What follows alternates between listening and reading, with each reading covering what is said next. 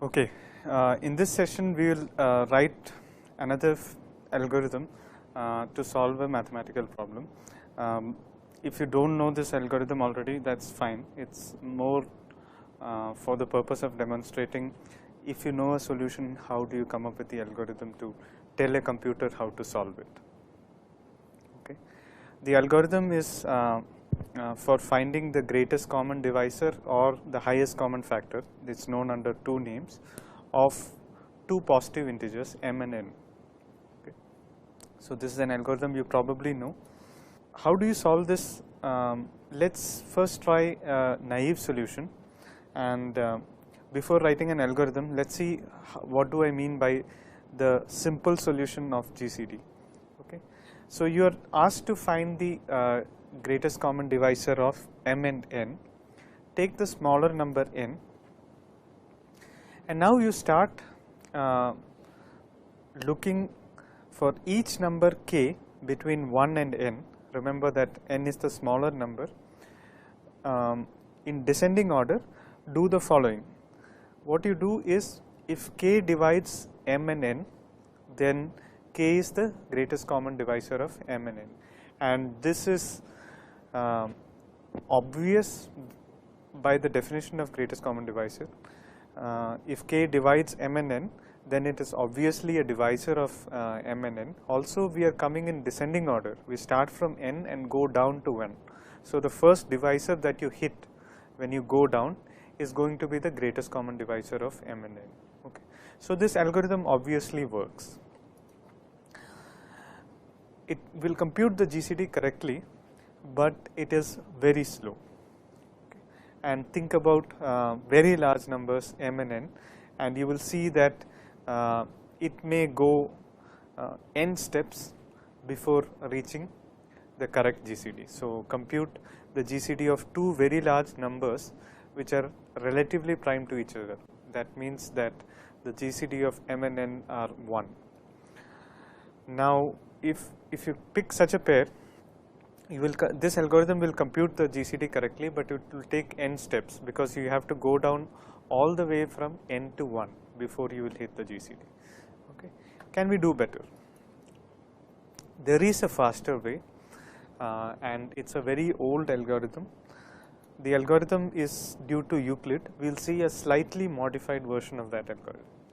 So before we go into Euclid's algorithm for GCD, we will describe what it does, okay, and give you a slight intuition of why it works.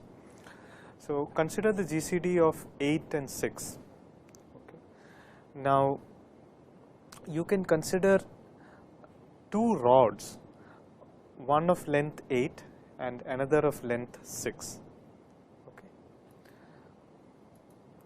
Now obviously if a number divides 6 and 8, then I should be able to make a stick of that length so that I can measure 6 exactly with that shorter rod, and I can measure 8 exactly with that shorter rod. This is the meaning of a common divisor, and we have to find the greatest common divisor. Okay, so first what we will do is we will measure the longer rod using the shorter rod.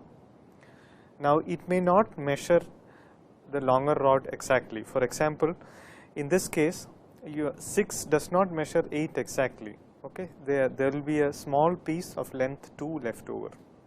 So take that remainder, and now repeat the process. Now 2 has become the shorter rod and 6 has become the longer rod. Okay. Now see if 2 measures 6 exactly. It does. Okay.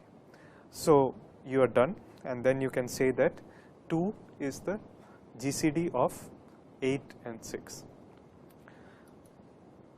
Okay. The reason why this works is by the nature of this algorithm, it is clear that 2 divides 6, because that's why we stopped the algorithm, and also we know that 8 is basically 6 plus 2, so it is obviously a multiple of 2.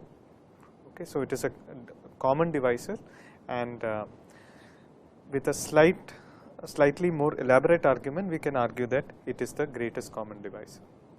Okay. So this is an algorithm which is essentially due to Euclid. So it was known for at least 2000 years. Let us pick a slightly more elaborate example. Let's say we want to find the GCD of 102 and 21. Okay. The process of taking remainder is what is known as the modulo operator in mathematics. So 102 modulo 21 is the remainder of integer division of 102 by 21. Okay. So the remainder of when you divide 102 by 21 is 18. Okay. So that's the shorter rod for the next stage. Now 21 mod 18 is 3.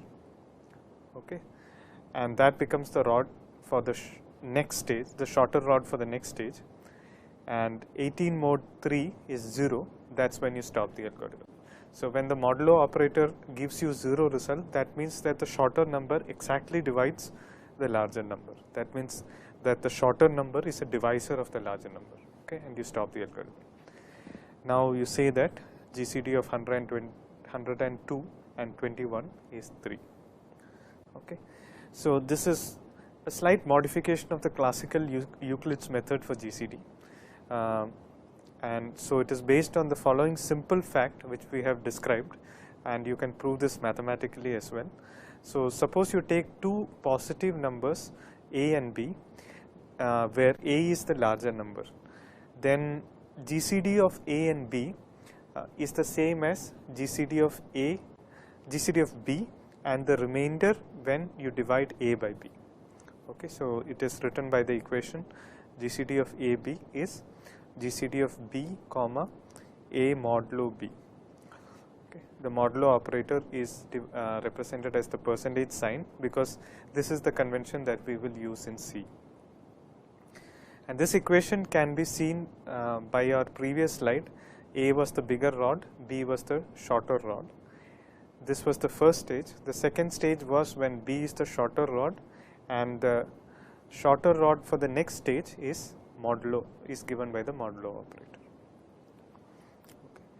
To prove this, you can start by considering the division of A by B and writing A as B times Q plus R, but we will not go into the proof. From elementary properties of natural numbers, it is possible to prove that Euclid's method correctly computes the GCD. Okay. Right now we will move into how do we write the GCD algorithm in the form of an input. Okay. So here is a slightly abbreviated picture. I have skipped the start state, but the start state is there. Let's focus on what happens during the algorithm. Okay, you have two numbers A and B. Okay, the first thing to ensure is that A is the larger number. Okay, the reason we do that is that if A is the larger number, then the modulo operator is properly defined. Okay. So if A is the larger number, then we are fine. We can go into the GCD algorithm. If A is not the larger number, you merely swap A and B, so that whatever is the larger number, you call it A. Okay. So exchange A and B means that you say that the value of A is stored in a temporary variable, then the value of B is stored in A, and then the value of B is stored in T. The value of T is stored in B. Okay. So here is a way to exchange the values of A and B. So ensure at first that A is the larger number. Once you do that, you get into the code for the proper Euclidean GCD. First you test whether B is 0. If B is 0, then there is nothing to do. A is the GCD of A and B. GCD of 4 comma 0 is 4, GCD of 8 comma 0 is 8, and so on. Okay. So if the smaller number is 0, then there is nothing to do in the algorithm is over, and you say that print A. If B is not 0, then we do the Euclidean equation. Okay. You take A modulo B, store it in a variable G, then assign the value of B to A and assign the value of G to B. Okay. So this corresponds to the operation of taking B and A modulo B as the next step. Okay. After you do that, you again test the condition whether B has now become 0. If it is 0, then we are done and A is the GCD. Otherwise, we do another round of taking A modulo B and setting A equal to B and B equal to G. Okay. So, A, B and G are what are known as variables, and variables are used in programming to store exactly one value at a time. Okay. So, at any particular time it will have one value, then after the execution of another instruction it will have a new value and so on. Okay. Now, for the purposes of describing an algorithm, imagine that the variable is a box and it's the name of a box, and the value is stored inside the box. For example, A, B and G are the variables that we have used in the program, and they are the names for these integer boxes. So, if we are computing, let's say, the GCD of 5 and 3, then you might start with A equal to 5 and B equal to 3. The second operation that we have used in the code is the assignment operation. So, this is what an example of the assignment operator, and when we do an assignment, what we mean is that you take the left variable, which is G in this case, and assign it the value of what is the expression on the right hand side, which is A modulo B. Okay. So, assignment A equal to B replaces whatever is stored in A by what is stored in B. Okay. So, take the right hand side, take the value of that and put it into the variable that the left hand side represents. Okay. For example, if A was 5 and B is 3, after A equal to B, you would take the value of B and put it in A. So, A will now become 3 and B will remain 3.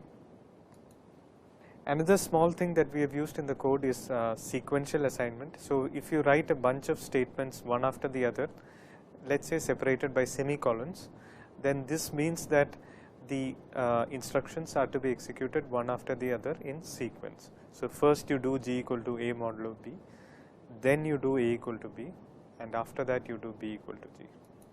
Okay. So, initially let us say that A is 10 and B is 6, G is undefined. After you run the statement G equal to A modulo B, you take 10 modulo 6, you will have 4, and then A equal to B, the value of B will be stored in A, so A becomes 6, and then B equal to G, the value of G will be stored in B, so B will become 4. Now, let us just dry run the program or the algorithm and see how it computes the GCD of two numbers. Okay. So, I will denote the currently executing statement with an icon, and I will call this the program counter. So, this is at any point it is the next step to be executed.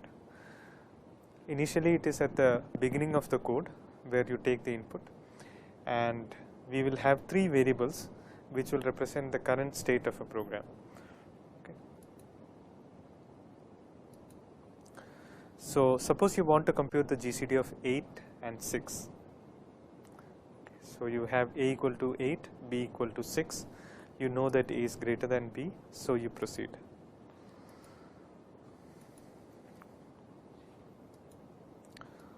Okay.